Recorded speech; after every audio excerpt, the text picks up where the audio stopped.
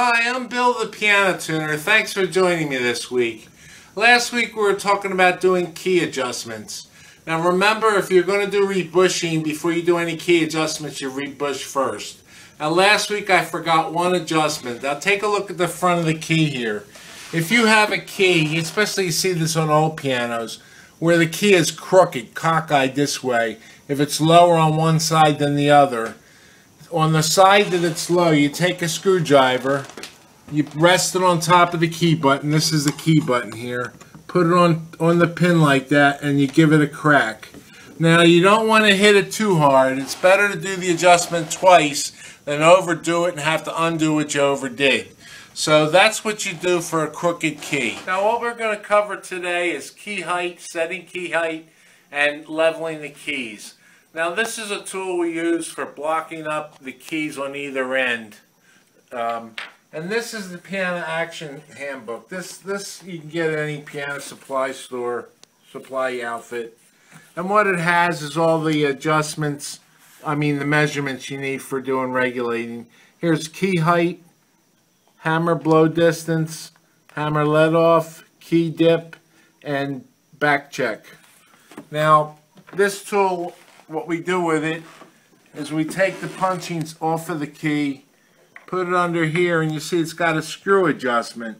So you set it at the key height that you have. If you don't have a key height measurement, what you do is while you're still at the piano, you measure the highest key that's on the piano and use that as your key height.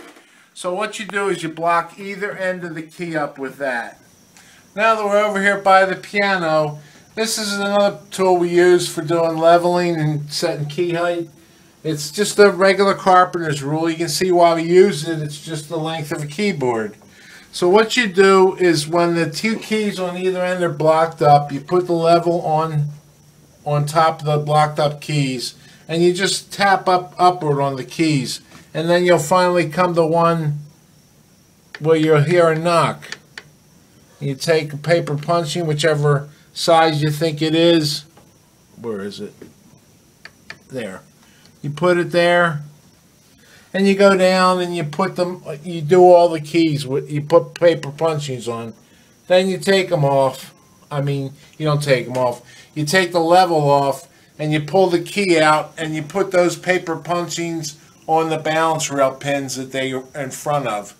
Now, after you do that, you put the keys back in. And what you do to check and see if any are high, you lift the level on one end and you lower it down. And what you do is you're doing that, you watch and see if any of the white keys go down. If they go down, the key height is too high. So what you do is you take the key punching off and you put a smaller punching in, and then you do the test again. When you're done doing that, then you go through the whole process again. You go through it over and over again until it's perfect, and then you move to the black keys. The black keys, the way you get set up for that is you line the top of the wood, not the key covering, the top of the wood underneath the key covering, and the top of the wood underneath the white key covering. You line up the wood tops of the wood, not the key covering, the wood itself. And you do each end of the keys. You put your level on, and you do the same thing, only here, because you can't tap the key up, you have to reach back, and of course this is all out because you're working on the piano. You reach out and you pull up on the key, and you find where the taps are, where it moves up. You put the paper punchings in front of the key like so, in front of there like that. You put the punchings on the pins. You do the same test. You lift the one end, let it down, see if any of the black keys go down. If they go down, they're too high. Take that particular key off, take the punching off, put a smaller punching on, put it on. You do the same process over and over again until that's perfect. Now when you're done doing all that, the last thing you do is you take out a whole section of keys, and you make sure the paper punchings are underneath the felt punchings. You don't want to leave the paper punchings on top of the felt. You have to flip them upside down so that the paper's underneath the felt.